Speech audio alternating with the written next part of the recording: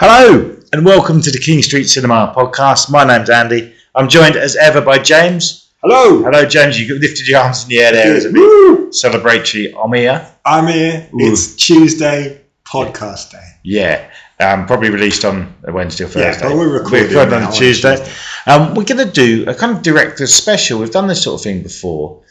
This time we're going to be talking about 3 different directors who at least 2 movies will be shown by over the next few weeks at King Street. Sure. And the goal is we're going to try to talk for about 20 minutes about each director. That's right. Very little prep. Yeah, very little. But they're filmmakers that we're both fans of, would you say? Certainly. Absolutely. Got a lot of respect for all of them. Same here. And we're going to start with Mr. George Lucas. Right. We're sort of in the middle of showing the Star Wars, the original trilogy, isn't it? Yeah. So the original, so Star Wars: New Hope, and then back to the Empire Strikes Back, and Return of the Jedi. Yeah. And interestingly, already this year you've shown George Lucas's first 2 movies. Yes, this is very true. They were both part of our Mother Cutters series films, with women as editors in the movies. Yeah. And so that would be THX 1138 and American Graffiti. Yeah, and THX 1138 is probably the lesser known of all of them. So his film debut it wasn't a student film, was it? He made a short first. He made a shorter version, which I forget the full title of, but I think it's got Labyrinth, the name Labyrinth in the title, but it's longer, and then a bunch of numbers, maybe 1138 as well. Have seen it once upon a time, very, very long time ago. It's pretty good, I thought, and that was a student movie. And on the basis of that, I believe it was Francis Ford Coppola who suggested that you make it into a feature film with my backing, with my help. Yeah, which didn't take the world by storm, but critically acclaimed, wasn't it? Indeed, yeah. And still a very watchable film for a film 50 years old. I'd say so. Yeah. It's I didn't see it when you showed it, but I watched it not too long ago. Yeah. On there's a re-released Blu-ray, and an interesting film. Yes. That I do think I enjoy now I'm older than when I was a kid when I watched it because of Star Wars. It's not Star Wars. It's not Star Wars, but it is very Lucas. Yeah. And that's very important. If we are going to talk about the man, I think this film really is a clear visual. His vision here is very, very clear and where his influence has come from. So, I would suggest anyone who hasn't seen it, who likes George Lucas, who wants to see sort of like his origins as a filmmaker, as a storyteller, this is a very important film to see. Yeah.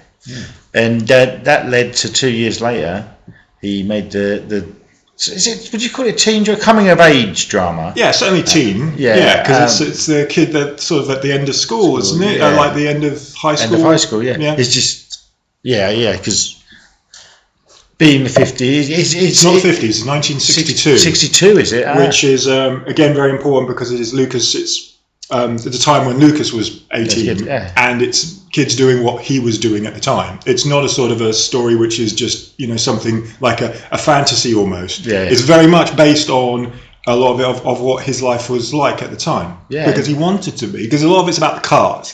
Cars are very important. And though there aren't necessarily races, though there are sort of silly races in it, I think maybe. It's been a long time since I've seen it too, even though we showed it recently. He was very much into car racing. That was actually his original thing that he wanted to do, was be a car racer. But he had an accident, I think around this time, around 1962, which luckily he, came away from all right. But it pretty much changed his mind about wanting to race cars as a career. Yes, I always thought it was 50s, but that's just my head. Understandable. I mean, it is 62. We're early in the 60s, and it's still got absolutely feels like if you didn't know, you would definitely think 50s. Yeah. And massive film, really. It was made for just under 800,000 and grossed 140 million. Yeah, big numbers, absolutely huge. I think it was 140 million. Yeah. And absolutely massive, and basically after that he'd go on to do more or less whatever he wanted. You'd think because Well, there is that he could do what he wanted, but he did want the rights for Flash Gordon, that's right. and that's how. I mean, because again, talking about his history, him as a kid, growing up watching the Flash Gordon serials as a child. That was something he was aspiring to make and not being able to, and then saying, "Well, I'll make my own space opera instead." This is where Star Wars comes in. But again, Star Wars is like, you'd say American Graffiti, huge hit. He's going to get to do whatever he wants. No one was interested in Star Wars. No. It was really real hard to get that film, a studio to well, that's the thing, because back then, get interested in it. These movies were really low budget. And when they got the cinema releases, there'd be matinee showings, that sort of thing, opposed to the mainstream, lots of showings all day. And he really pushed for it. And there was from what I remember reading, there was a bit of so I hear different things on set. There was like the buzz of this is going to be really good, and then you've got the older actors who are in it, like Peter Cushing and Alec Guinness, who are just like another. Yeah, it's just another thing. Yeah, another job. For a few quid. Yeah. But you do hear these things of the younger cast being very excited about it and this is something different, which it was. It's very like the Flash Gordon, the Buck Rogers TV series. Cinema serial, from years ago. But it's bigger. It's not a massive budget, is it? It's quite a low budget film still, but it's done well. Obviously for today, yes. It's almost like they've taken it more seriously. They've made this style of movie more. It's a proper film opposed for a naff little thing just for kids. Well, yeah. I would say so, but it's very hard to sort of, put your head in the space. I think now, of what it must have been like at the time, because it's very hard to sort of see where you can understand why studio executives were like, no. Oh yeah, definitely. When you think of the time, when you think of the mid-70s, it's like this is not a time when science fiction is taken seriously, and if it is taken seriously, it's certainly not in space. Yeah. Right? It's going to be stuff on Earth talking about, the future worries of like what we're doing either to the planet or technological advances, that kind of. It's not about something galaxy far, far away. That's silly for kids. So it's very difficult to imagine. That people were like really on board with it at any point, really. But clearly they were, though, because it worked, right? And it can only work if people believe in it. Yeah, it's got to be done well. Exactly. And because it was done well, it was kind of like a breath of fresh air for sci-fi fans. There was nothing like it. No, I can't. I mean, to be honest, I can't think of a space opera type movie before this. Since maybe 50s B movies, sure, and the close things like, and it's not really the same, but things like Forbidden Planet, sure, that's the closest thing you could think of. At least I can think of that's sort of serious, and which that was, Forbidden Planet was a serious look at exploration into space and stuff, and going to other planets, other worlds and things, and it's great, but it is very different. But it was that. Big film for the time. Exactly. And talk about before Star Wars and after Star Wars, there's so much. I mean, come out afterwards. It had a bit like, in a way, American Graffiti. You wouldn't have had Happy Days if it wasn't for American Graffiti. Wouldn't have thought so. And that was a huge TV show. And there was a TV sequel and other sort of rip-off films. And with Star Wars, you didn't just have the rip-off films after, like Battle Beyond the Stars, Star Crash, which is one of my favourites. There was a lot of them. Also. 3 years later, a film company got the rights for Flash Gordon. That wouldn't have been made if it wasn't for... Sure. And the Star Trek movie. If Star Wars wasn't released, I don't think Star Trek would have come back. No. Even though they're very different. Star Wars, maybe something would have come along again. You can never say what would have happened in the future, if such a thing didn't exist. Maybe something else would have come along. Yeah. But it certainly pushed it. It is the reason. In the world that we live in, with that Star Wars becoming the hit that it was, means that we have all of this other stuff. That is the case. Or at least it's the case that stuff can get made with the enthusiasm that all that stuff was made with, right? People were going, yes, we'll put loads of cash into your silly science fiction project. And to be honest, 45 years later, it's still happening. There's absolutely still it's never ending. No. It's constantly going for better or worse. It's not ending anytime soon, even now. Nearly 50 years on. And I think that's great, to be honest. It's I was born 4 years after the first Star Wars came out, and it was a massive part of my childhood. Yeah, of course. And a lot of people. Interesting. I don't remember there not being Star Wars. No, exactly. There was always Star Wars, and it was always something quite special as well. When a movie came out, it was still. I mean, there was that long gap after Jedi and Phantom Menace, but every film what's released since then has felt like an event, and you don't really get that much now. Films just sort of slip out. But even with that big gap, it was still around. Oh, so everywhere. You couldn't not know of it. No, it was weird. It was on TV. I remember watching the Star Wars movies on TV, which films and TV don't really go so well together now because of streaming. Everything's changed. But it was still a big thing when they got re-released on video. They weren't always available on video, whereas most films then were, and there'd be like a big push for Christmas. They'd release them, then delete them. And I remember the digitally remastered widescreen versions coming out before the special editions. I think in like 92 or 3, something like that. That was the first copies I remember buying. You couldn't rent it. No. And then there was obviously the spin-off things. There was comic books, Ewoks cartoon, Ewoks movies, Droids cartoon.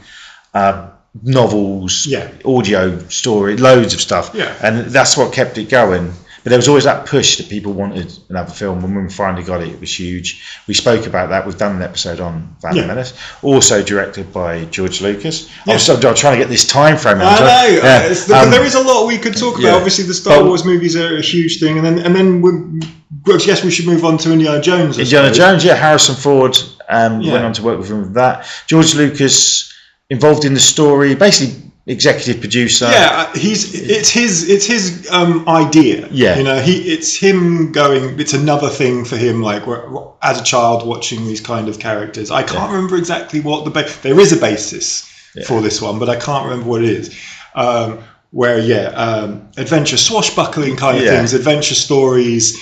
So Indiana Jones being sort of a guy who is he's an archaeologist, but he's not really an archaeologist in the sense that he's more of an adventurer. He's more of an explorer and a tough guy. Not what you generally associate with archaeologists, or at least at the time you didn't necessarily. These days, more so, obviously, with people like the computer game character. I forget what her name was. It wasn't. Laura Croft. The Tomb Raider. Tomb Raider, that kind of, which always makes me think of Indiana Jones. I mean that is the the female version. So to speak. Exactly. But the same thing really happened with Indiana Jones. As Star Wars, it influenced so much. You wouldn't have got Romance in the Stone. They remade King Sullivan's Mines. Absolutely, yes, they did. Don't you giggle? I love King Sullivan's Mines. Quatermain is great. Sharon Stone's best movie. Yeah, apart from Police Academy 4 and Action Jackson. Action Jackson, So and Indiana Jones was for a few years running parallel, still is parallel with Star Wars. Lucas, it seemed like everything he touched turned to gold. It did, pretty much. For a while. For a while. I mean, at this time, and he gets to do other things based on, again, existing properties like Howard the Duck and stuff. The great Howard the Duck, one of the greatest movies of the 80s. Again, not directing, but exists because it's something he wants. And it was pushed as George Lucas' next film. That was a big thing when they and then that bombed, Labyrinth as well. Labyrinth didn't do very. People think that done well, but I think was it on a podcast we were talking about it, and when you look at it, Howard the Duck actually made more money. I don't know if the budget was higher. It probably was. Would have been, but tickets sold more than Labyrinth, right? Which is kind of strange. I guess looking back, and then Labyrinth is still this. Always talk of a sequel. Well, there isn't there? I think it's coming. I'm not too. Was that Hiddleston? I think maybe. I think that's a fake poster. Is that fake? I think that's fake.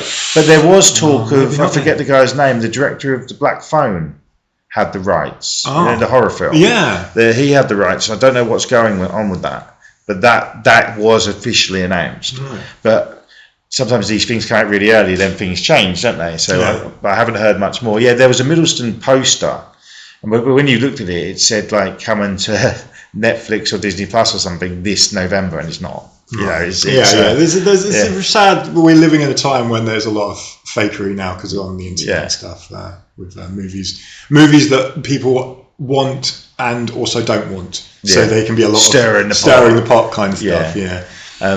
So he done all these things, and first film 1977. But when you look at, I'd say the 80s, he's a big part. And we mentioned Labyrinth. When you look at Labyrinth, the people behind that, Jim Henson directed, David Bowie starred, George Lucas produced and involved in the story, and the script was written by Terry Jones of Monty Python. And that is a big part of 80s awesomeness. Yeah, absolutely. And that's why it's remembered. I think people watched it on TV as a kid. But it's great though, isn't it? It's not a bad movie, and it's a one of them. The 80s clearly were a very odd time for people's sensibilities because there's so many classics like Labyrinth, our different but similar Return to Oz, which again, like people looked at and went, why is that movie existing? That's scary. It shouldn't exist, sort of thing. It's like, but it's brilliant. It's great. I think as well. And I think that's a similar thing with Labyrinth, where people would have been like, I don't get this. This is too dark for kids. Also too dark for little kids, but also I think because we've had the conversation before in the 80s, very tough guy image. You've got your Chuck Norris, your Rambos, you've got that, and little male kids like in Superman. Star Wars is fine, but Labyrinth maybe they see it as a bit girly.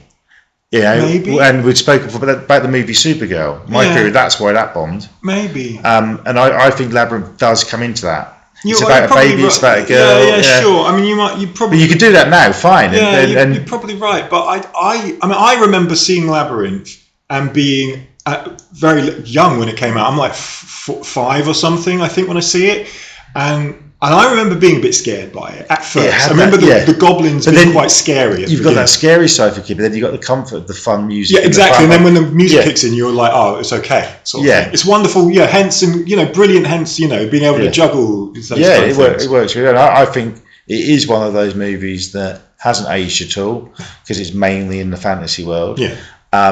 And just a great. If I had kids, that would be one of the first films I showed them. And I think it's less scary and stuff for kids than say Never-Ending Story. Yeah. Because there's that very light side to it too. Sure. And in a way, Star Wars is like this too. Absolutely. Yeah. And I suppose the last thing we should mention at the end of the 80s for Lucas would have to be Willow. I suppose we've got to be very quick with that, which does have a connection, obviously, with Star Wars, Return of the Jedi, bring back Warwick Davis, who was Wicket as an Ewok in Return of the Jedi, becomes the main character in Willow, title character. Yeah. And again, not a big hit, but I think remembered fondly. It has lasted the test of time. People still talk about it. It even had a show that didn't do well on Disney, but still means that it's something that's still existing, still in the minds of people, and something that people want. And this is a movie I can remember coming out very clearly. Yes, me too. I can't think of a breakfast cereal, but there was a tie-in gift in I remember the TV spots. Yeah, I remember it just being advertised everywhere for kids at prime time for children. Saturday afternoons, those kind of things. Yeah, and that was. Val Kilmer as well, and a very big part of growing up for us. Yeah, and I think that is a definition of like a cult kids movie, really, because there's still interest, but it's not huge. I wasn't surprised when the TV series didn't do that well, to be honest. And also personally, I'd have rather seen another movie. Yeah, and the same thing happened. It's not George Lucas related, but it's Labyrinth related because Jim Henson, they've done a spin-off TV series of Dark Crystal. They did, which I thought was okay. Critically acclaimed. Yeah, I thought it was pretty good. Yeah, but it people want more, but it didn't do well enough, so it won't be. So we're gonna. It's nearly been 20 minutes on George Lucas. So we'll have to let Lucas go. Yeah, but the Star Wars movies are on. Yes. The last weekend in September. They are. And they're coming back after. I can't do it off the top of my head. I can't remember, but they are in October, so there will be another weekend. I think later in the month, I believe. Yeah. And the first 3 Indiana Jones movies, are being shown back to back on Saturday, the 12th of October. Yeah, so that's a triple bill. That's awesome. Starting at I'm trying to remember now. I'm thinking 11 o'clock for the first one. Yeah. That's going to be a hell of a triple bill, and I recommend that to anyone. I like all the Indiana Jones films, I will say, but these 3 are the classics. Absolutely. And the ones, really, aren't they? They're the one. They're the 80s trilogy. They're the 80s trilogy, yeah. Yeah. So get yourselves to them.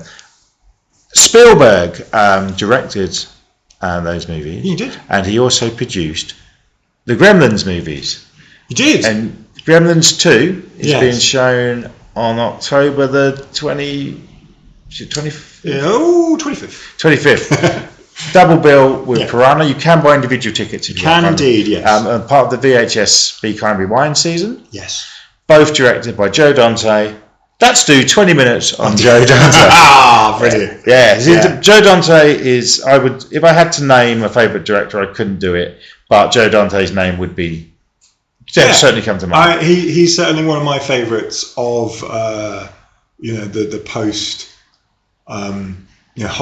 Hollywood sort of thing, coming from the B movie world.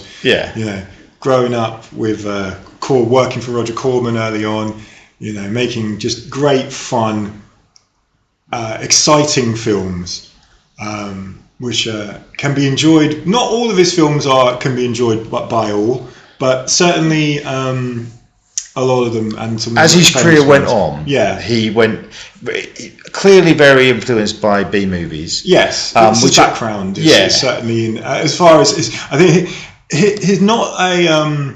It's interesting because he don't come from the same background as Spielberg and Lucas, like going to film school in California and all that kind of thing. He's just sort of coming at it from a different angle, sort of thing. I think he was at university, maybe in Philadelphia or something. He was more, I think, originally more interested in becoming a cartoonist. Okay. I think, and then having a stint at being a film critic, and then just sort of falling into the sort of the Roger Corman, working for Corman, and getting his opportunity there. Which Piranha is produced by Roger Corman, so that's still back in the days of him working for him. Because did Corman have anything to do with his first movie, which was Hollywood Boulevard? Hollywood Boulevard is again, that's more of a comedy, isn't it?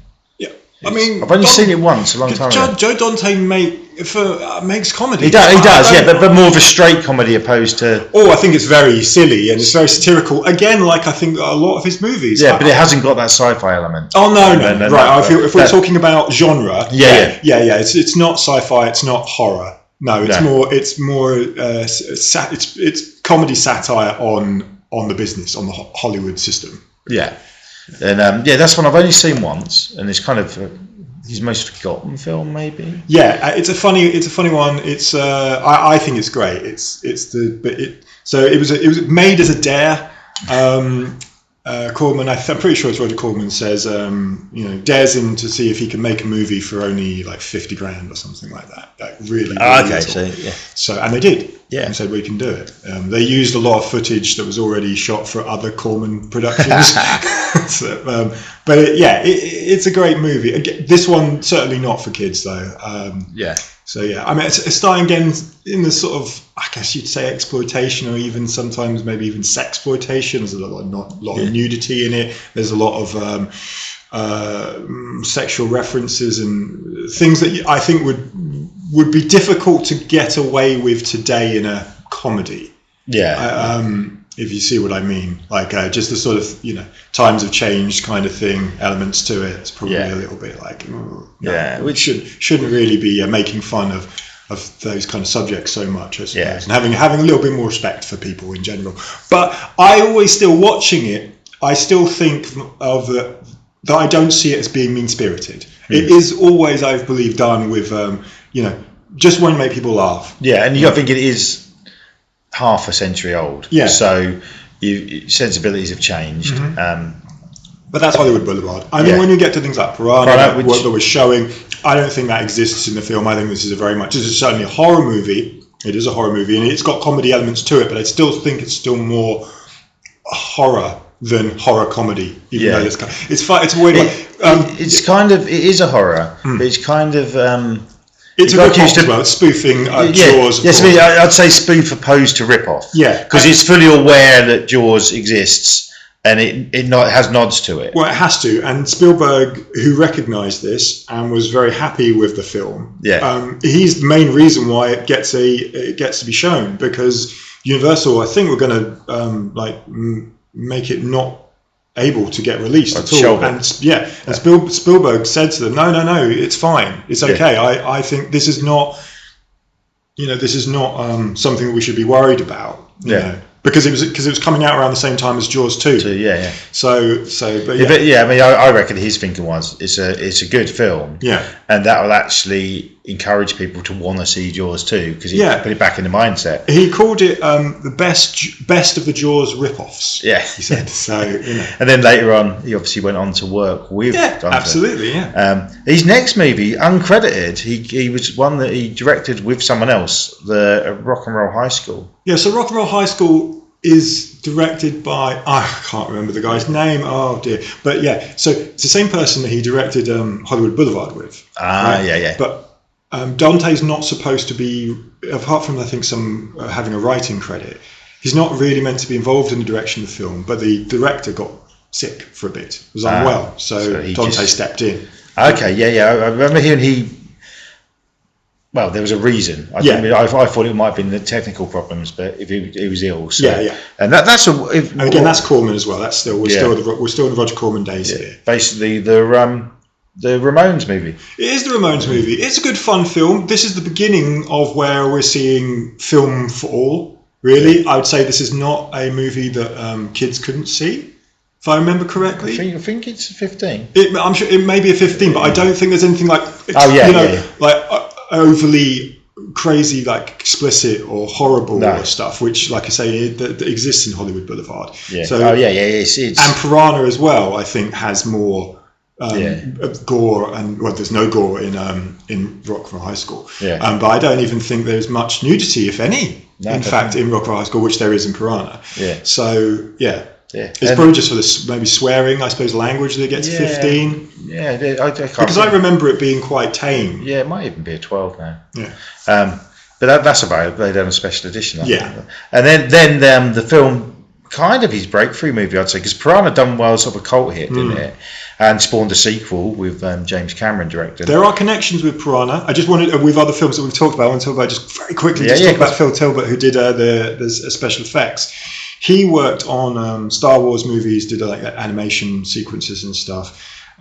So there's the connection there with. We also showed Tilbert's movie Mad God a few years ago. Of course, which he directed, did everything. Yeah, it took him years, didn't it? Yeah, absolutely. Yeah, he'd been working on it, I think, pretty much since around the time that we're talking about, like Piranha, and so, or at least in his mind, had the ideas and stuff for it. Yeah. So that's really cool, I think, about Piranha. I'm really looking forward to seeing Piranha on VHS, because that is a movie I remember watching with friends on VHS when I'd have been high school age. Yeah. And we loved it, and we got it. We knew it was. Yeah. And it's a good story. It's really well paced. It's really silly, as it should be, and it's really fun. I don't think it's one of the movies that you go, it's a guilty pleasure or anything. I don't think it's actually a really decent movie for what it is. And it's remembered very fondly. Then The Howling in 1981. All right, so Howling's obviously a very special one in the sense of, like, I think, propelling his career in a way where people go, there's a lot going on here with this guy that it's a clever film. I think it's a very smart film. Again, satire. It is comedy, yes, but serious enough.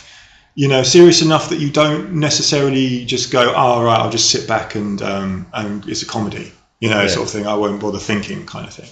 Like the first half, or certainly the first scenes, are quite gritty, I'd say.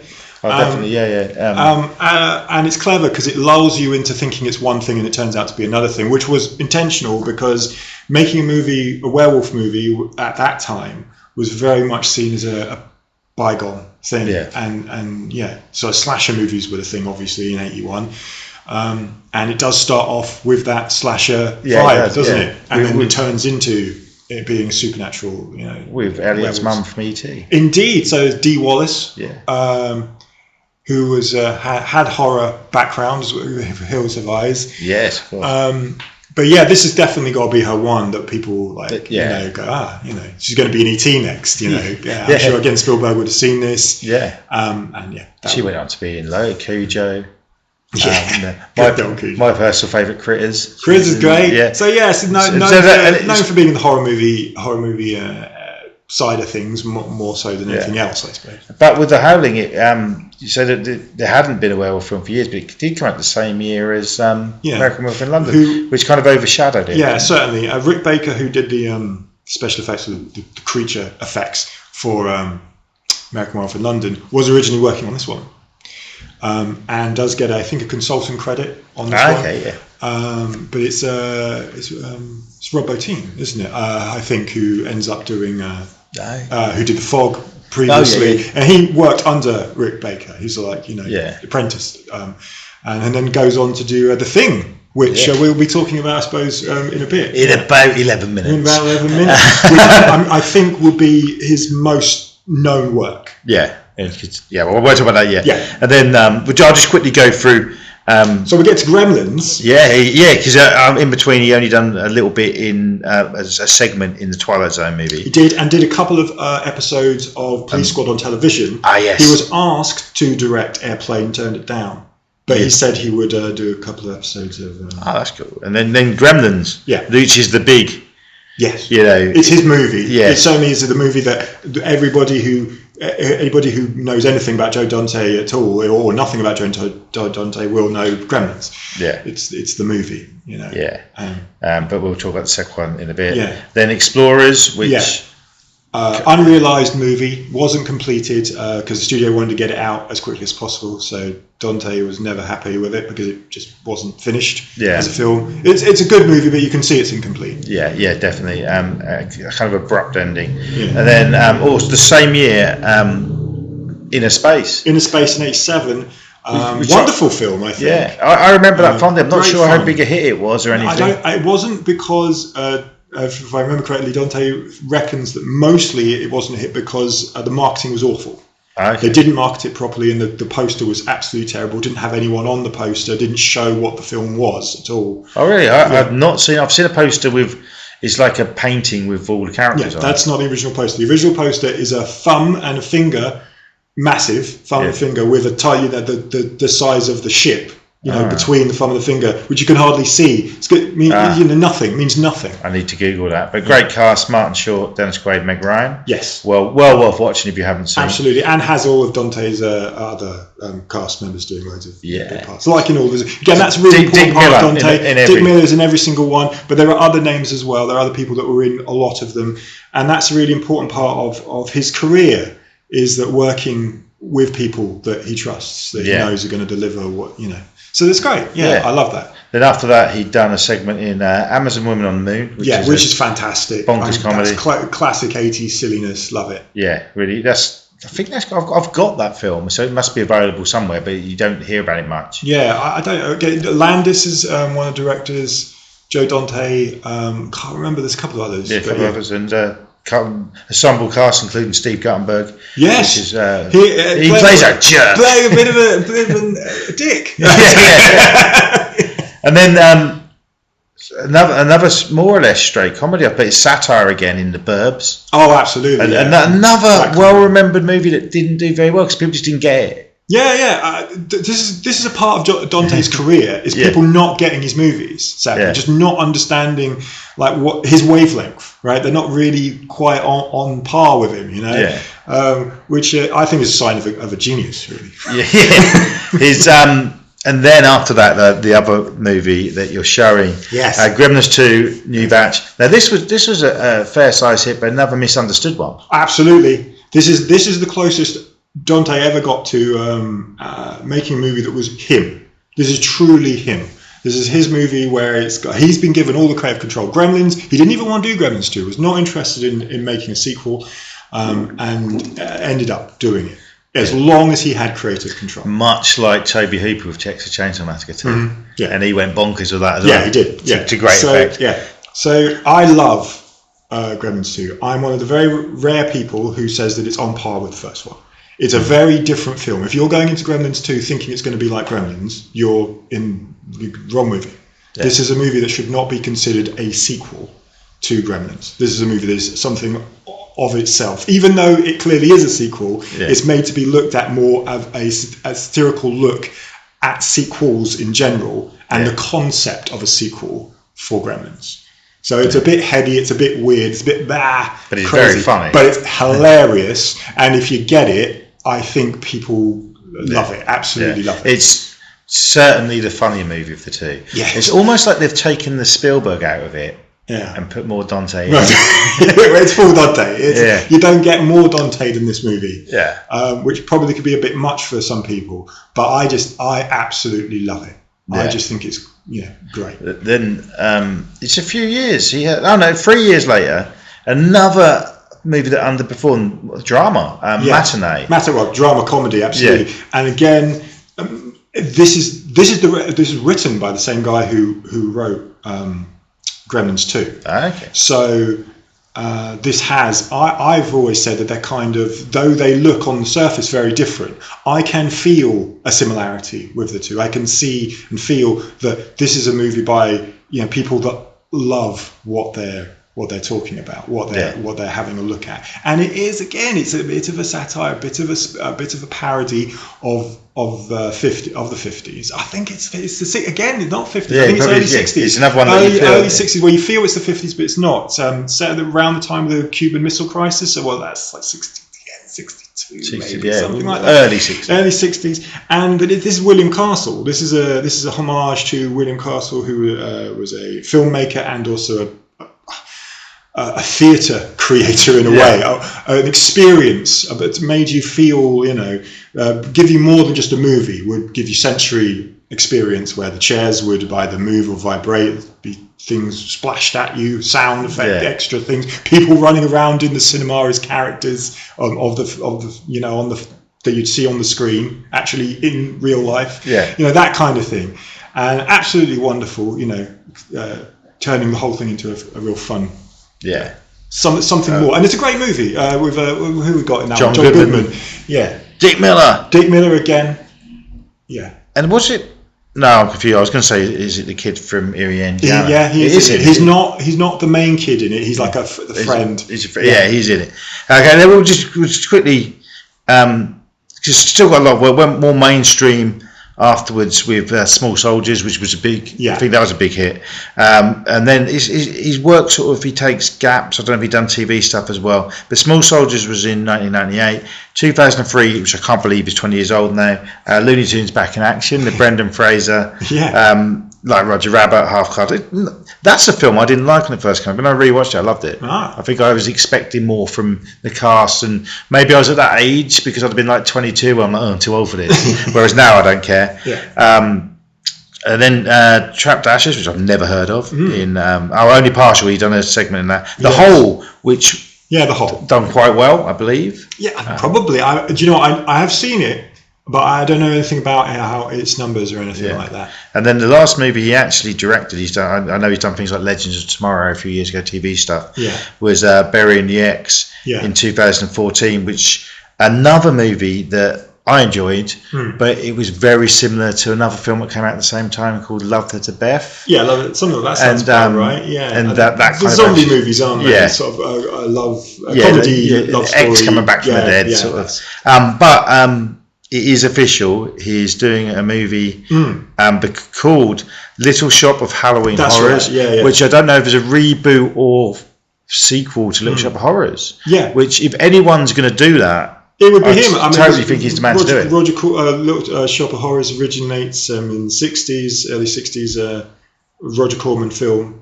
For a man who got his career started off with Corman.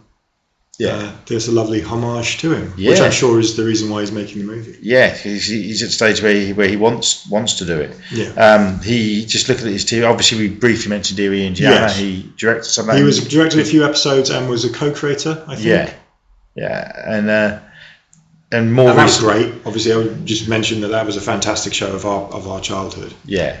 And also a recent thing he's doing, which is just got his second season. He's a consultant on Gremlins: Secret of the Mogwai, which is an animated series. I've seen something; it's pretty good. Yeah, it's darker than you think for a kid show. It's quite okay, I'll have to check it out. Yeah, it's if you like Gremlins. It's cool. Well, who doesn't like Gremlins? I don't understand. Seriously, I'm not. Gremlins is great. It is. Yeah. So, yeah, little Gizmo. He's little good. Gizmo's good. Yeah, He's just up as Rambo. It's all good.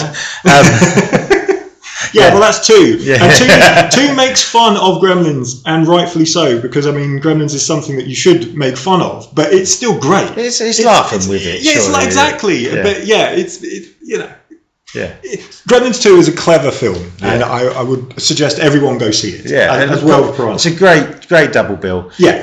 And what I like about that is you've got a double bill of fun movies, but if someone was to, I want to do a double bill of Joe Dante movies, you probably wouldn't go for these 2. No. And that's what I like about it, because they're probably, well, Piranha's the most B movie out of all of them. I really connect him with B movies. Yeah. But you get to see, watching these films back to back, you will see his early and what he, basically when he's restricted. Yeah. And then what he can do when he's... Absolutely. Yeah. I think in a lot of ways it's the perfect example, and I'm sure this is the reason why these 2 films were chosen. I didn't personally choose them. But I'm sure this is the reason why, which you just say, you get a classic example of his big early days, right to the point where he's got full creative control. Yeah. Which is great. Yeah. And right, we're doing all right for time here. We can do this. Yeah.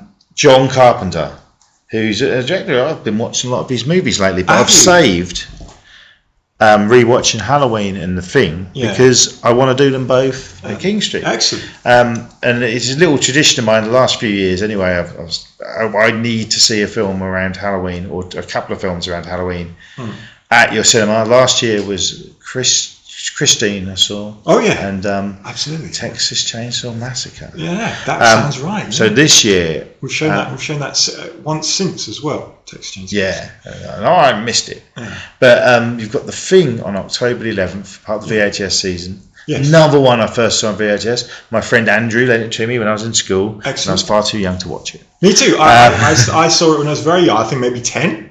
Yeah.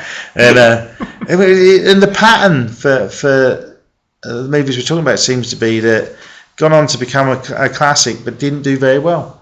Yeah, I guess that.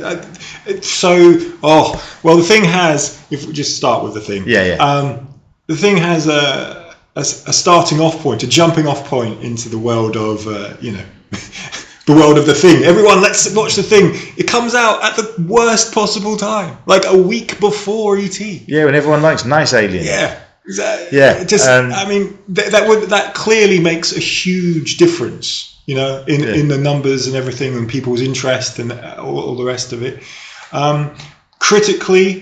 Critics were moaning and groaning about it being over the top, too gory, and all of this. Yeah, it's like I wish the listeners could see my expression. Yeah, I'm like, that's what's good about it. The film is a wonderful movie. It's sure, not for everyone. If you don't like gory movies, I would suggest not watching it. But otherwise, this is a fantastic film. Yeah. The practical effects are amazing. Yeah, and nothing really comes close to it now. No.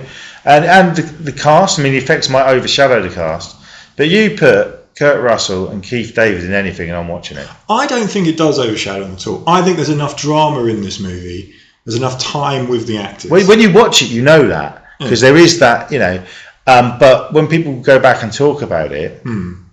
It's always the effects that come up. Sure. Whenever there's any clips of the movies, of course, that's shown, it will be, one of the crazy scenes. Yeah. Not one of the scenes where the guys are just sitting around or talking or feeling the mood. The atmosphere in the movie is so good. It builds the tension so well. Oh, incredibly well. I probably would have to say that it's got to be Carpenter's best, I think. It's up there. Yeah. Because I personally, it's not my favourite, but yeah, Right. saying the best, yeah, that I'd say tied with Halloween. Right. Because of how tense Halloween is. And it's almost like Halloween is the perfect slasher, really. Yeah, probably. I would have to agree. I'd probably agree with that. But yeah, I personally prefer The Thing as a film overall, as a story, a piece of cinema. I don't think he's done a better one. It's probably his most rewatchable movie as well, because of it's just a joy to look at. Yeah, and then you've got that, which is very Halloween, the build up, and it's one of the most tense. Yeah, and with all his movies, the score does. It's interesting that you're absolutely right. He doesn't do the score on this one. It really sounds like him. Yeah, Ennio Morricone, one of the fantastic, greatest composers of all time, does this one, which is amazing. Yeah, really, he must have consulted him on it or something. Probably. Yeah, because it really sounds like him. That's my brain's just going to that because I know it's him. But it really works. It's a very tense film, and it's not slow, but it's got the perfect. Yeah, again, I think similar to Dante and Lucas, really knew how to pace a film. Yeah, knew how to get it right. Yeah, where you don't feel get on with it sort of thing, and or whatever, or things are happening too fast. I think it's just well paced, well timed. Structure is just it's beautiful. Just really for the kind of movie it is. I don't think you can get I don't think there's a better one by anybody really when it comes to this kind. I suppose Alien, you could say it's kind of like on par with that kind of thing. So it was released in between the two Alien films, wasn't it? Yeah, the first two, obviously. So I mean, you'd have thought that might have helped it because you would have thought so. Yeah, but maybe hindered it a little bit. Maybe people thought, we don't want this. Something that's similar to Alien. It's too much like Alien. Maybe I don't know. Yeah. But looking at his career, I mean, it looks to me like he sort of had low budget hits. I mean, Dark Star, I think that was a student one originally, wasn't it? Yeah, I think so. I think they were still making it whilst they were students. Yeah. But I'm pretty sure it was probably finished afterwards. Yeah, so. And then he got a release. Yeah. And then Dark Star's great. Love Dark Star. Yeah, I haven't seen that for years, but that's a good. So on Precinct 13, which low budget, done well. Halloween speaks for itself, which will be shown around Halloween. Yeah. I think 2 showings, maybe 3, and then The Fog, which is I love The Fog. It's kind of slicker movie, but still fairly low budget, surely. Yeah, I would have thought so. Yeah, absolutely. Probably, obviously, a little bit more than Halloween, but still, I can't imagine it was more than a couple of mil for that at the most. That, again, is another extremely well-paced film. Yeah. Like the pacing of that, the storytelling in that film, is like just the simplicity of it is just wonderful. Yeah. It's top notch. And that's when he starts working with some of the, much like Joe Dante, some cast members who he uses a lot. Yeah. With Kurt Russell, that's the first cinematic one with him because he'd done the Elvis TV movie with him. Yes. But then there's other cast members in that movie who, two of them from The Fog went on to be in, at least 2 went on to be in Escape from New York, which also fairly low budget, but I think done really well. Yeah. It's not one of my favourites of his, to be perfectly honest. Escape from New York. I do like it, appreciate it, but like I say, the others we've already mentioned, I prefer. Yeah, I mean, and that's one that I actually watched it last week, and there's always, I watch it probably every 5 to 10 years. There's always bits I don't remember, but I enjoy those bits. And Isaac Hayes. Isaac Hayes. Yeah, yes. And Donald Pleasance is great as the president, I watched the woman from Swamp Thing who he married. Yes, she's great. And why have I forgotten his name? The greatest actor of all time, who's in Halloween 3. Yeah. Why have I forgotten? This is awful. But yes. He's the man. He is the man. I can't remember. Tom Atkins. There who is brilliant. Yes. And then after that, I think that because it's a Universal film, isn't it? I think they're like we we want a budget. We want to give him a budget and see what he can do. And at the time, he didn't do well at all. And sadly. And the sad thing looking back is, okay, sometimes films, like we mentioned, Inner Space, things go wrong. But the fact that critics didn't like it, that's weird. Again, like I say, I think ahead of its time. Ahead of its time in the practical effects were just too much, clearly. Yeah. For a lot of the critics, a lot of the main, the big critics at the time were just not interested in a overly gory film. And I guess because it's quite a depressing film, that again might have played just into people being like, we don't want this for a summer block. This is summer. It's the summertime. Why are we having this very depressing cold movie set in the Antarctic? Yeah. So. But thanks to VHS, absolutely, it became the cult classic. Yes. We haven't mentioned that it's based on the same story. To call it a remake is more based on the not. I think it's a short story. Short story, Who goes there. But of course, there was another film, The Thing from Another World, from 1951. Was it Howard Hawks? One of Carpenter's biggest influences. Yeah, which is on the TV during Halloween. You see them watching it. Yes, and it's a great film. Very different, but it is a great film. Yeah, but as I say, people call it a remake, but it's just based on the same story. Yeah, it's not a remake. It's not a remake. Yeah, and then there was a sort of sequel equal made probably 10, 15 years ago, which is set over the night before or the same night or something in another country. Do you remember this? It was called The Thing as well. Oh, was that? It's a prequel, isn't it? I think it's a prequel. It's set just before the events of the 982. Which, interestingly, I'm not a big fan of this movie. It's okay. When they filmed it, the special effects were all done practically. And then the studio made them change it, which couldn't have done great for the budget of the film. No. And fans of the original wanted a film like that. Yeah, of course. So a disappointing follow-up prequel. Sadly, but it doesn't take anything away from how great this movie is. Not at all. Considering it's 42 years old now. Yeah. Still looks great. This is one you need to get to. Absolutely. Be cool to see on VHS as well. Because a lot of us grew up with that. Yeah. We'll do just quickly because we were doing. Do some others. After that was Christine, Stephen King. Yeah. You showed that last year. I mentioned. I love this film. Yeah, it's good fun, isn't it? It's a good movie. Another one that didn't do so well, but I think he's remembered fondly still. One of my personal favourites, Starman. Yeah, Starman. So we got Carpenter branching out into drama, romantic drama, and a film that was pushed back because of E.T. Yes, E.T. affecting everything here. Yeah. Jeff Bridges, Karen Allen. Yeah, just a great film. It's lovely. I rewatched this year as well. Yeah. And a couple of years later, a film I always thought done really well, but probably didn't do as well as I thought. Big Trouble in Little China. Again, I don't think it probably did. Yeah. I don't know why necessarily, but it's great fun. That was one I remember very much as a kid, still in primary school. Everyone talking about it.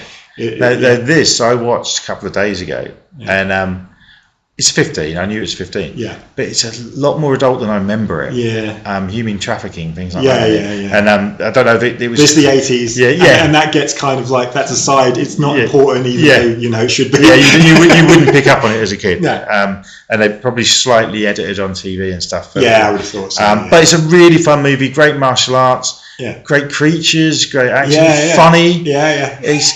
Kurt Russell's character's weird but great. Very strange character. Yeah, I really enjoyed it. Yeah. And then the next year, Prince of Darkness, which I can remember as a kid begging my parents to let me watch because Alice Cooper's in it. Yeah, he is in it. Prince of Darkness is terrifying. It's certainly, I think it's his scariest film. Yeah. That's great though. It's Donald Pleasance again. It's fantastic. It really is. Yeah. It's a part of the trilogy. So he made a sort of disconnected trilogy of films. The Thing being the first one, and then this is the second one, and then The Mouth of Madness is the third one. I've still never seen. Brilliant. It's fantastic. It's hard to get hold of now. Absolutely brilliant. Was it Sam Neill? Sam Neill. He's so good in it. Yeah, I need to see this movie. 88. This was a hit. They Live. Yes. Roddy Piper, Keith David. Rowdy Piper, and Keith and David kicking ass. Meg Foster. Meg Foster, that's such a good film, isn't it? They Live. Oh, it's great. And that's another slow one, but perfect. Yeah. And that fist fight. It goes on for 10 minutes. Yeah. You get some wrestling in there as well. Yeah. And it's later on spoofed by Family Guy with a chicken. Yeah. Then another personal favourite, which probably isn't everybody's cup of tea, Memoirs of Invisible Man. Yeah, it's good fun. Chevy Chase. I think that this was... People were expecting a silly comedy because it was Invisible Man, Chevy Chase. It isn't. There's comedy in there. Yeah. Sam Neill again. Yeah. Daryl Hannah's in it. Yeah. I really like this film. It's a good film. I think it completely misunderstood, I think, by people. Yeah. Probably looking at his filmography, the last film of his that I've seen, because I haven't seen Mouth of Madness, which was 2 years later, that I really, really love. 95 Villages Are Damned, remake, 50s. Very close to the remake. It's fine, it's very watchable. Then in 96, Escape from LA, moving on to 1998, Vampires, which is okay, fine. Right, it's good fun. The effects in that are great. Yeah. I hadn't seen that for years till the other day. There's a sequel directed by, is it Tom Wallace? Starring John Bon Jovi. Hell yeah. I haven't seen it. I want to. In 2001, a movie, because I've been revisiting his films, I haven't seen since it came out. I hadn't seen it for 23 years. Ghosts of Mars. Yeah, sure. What a soundtrack! It's him with Anthrax. I forget the actress's name, but the woman from The Faculty might as well not be in it. She doesn't say hardly anything. Pam Grier's in it. Jason Statham and Ice Cube. And the lady from Species, I forget the name of. Natasha something. Is that right? But interesting enough, it was written as Escape from Mars, and it was meant to be Kurt Russell's character. Did you know this? I did not. And they changed the script. This is what I was reading. I assume it's true. I read it on the internet. We're watching it. You can see that. Absolutely. Completely. It feels like it's in that universe. And it's a big B movie, really. It's not his best, but it's watchable. Absolutely. And then the last movie has done, The Ward. Yeah. Which I struggled with. I didn't finish, sadly. So So I'm not sure I did. So we can't really criticise it. But shame. But that's. I listened to a podcast with him. The guy who directed. There's a director who does a lot of Stephen King stuff. His name escapes me. I think he done the TV series of it. No, because that was Tom Wallace. Anyway, a director has a podcast, and he had an hour interviewing John Carpenter, and John Carpenter said the only of his movies he wasn't happy with was The Ward. Yeah, he was happy with everything else. Especially in hindsight. So well, I mean, what a director! A fantastic career. You know, I mean, they can't all be hits, and obviously when you get a little older or whatever, there's a lot of chances that you. I don't know that your best is past you. It happens to pretty much all of them. Yeah. So you can't. He's still enjoying it. So he's still scoring movies. He's still scoring movies. He's doing releasing. I know that a lot of his music gets released now. He's either re-recording or recording and touring. I was going to say, I think with his son, I think he works with. I'm trying to think of the name of his bands, because he done the theme tune to Big Trouble in Little China with a band. And sings. There's a music video on the Blu-ray. It's hilarious. But he's doing really well for himself and remembered fondly. Absolutely. I can't think who it was who said that you can only really judge a film after 10 years. And most of 99% of his films 10 years on still great. Absolutely. He's a very important filmmaker. Should be regarded, I think, higher than he is. Really. And also he's not just a horror director. No, that's what I mean. I think a lot of the best ones aren't. There's more to them than just making horror movies. And they often get lumped into it, and have to keep resorting back to it. I mean, Wes Craven was the prime example. Absolutely. But his back catalogue is pretty tight. And you could say that about all of these directors. Lucas, he directed six movies, 4 of which were Star Wars movies. But when you look at what he'd done as well, his involvement. I mean, creating Industrial Light and Magic. Yeah. You know, that being the special effects team and everything. The importance of like the forwarding of the technology in the advancement of technology in for these kind of movies is, you know, he's crucial part of that. He's the man. Yeah. So we've done it. We've hit the time. Do want to mention as well, someone else we should have mentioned, Francis Ford Coppola, Godfather trilogy. Yes. But that's the end. We should wrap the time. Thank you all very much for listening, and get yourself those films, and we'll be back very soon. Bye-bye.